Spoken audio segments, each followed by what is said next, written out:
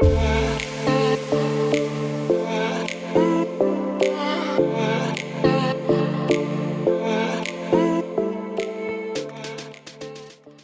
gang, it's Mike with AFE Power here. Today we're going to show you how to easily upgrade your vehicle's engine by simply replacing the stock air filter with a Pro 5R or Pro Dry S AFE Power air filter. They're washable, reusable. The Pro 5R is oiled, the Pro Dry S is dry for convenience. So let's get started. So get your hood open, get your filter ready, get on over here and let's start getting to work. First thing is you want to go ahead and make sure you undo your clips on your stock intake box. Gently remove your stock filter. Here we got the Pro 5R filter. Want to make sure it's orientated the same as your stock filter.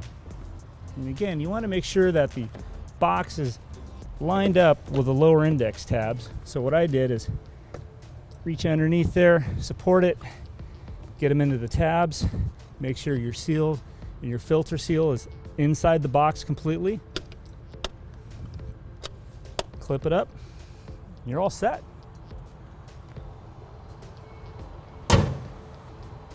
So that's it. Your install is complete. You're ready to rock and roll.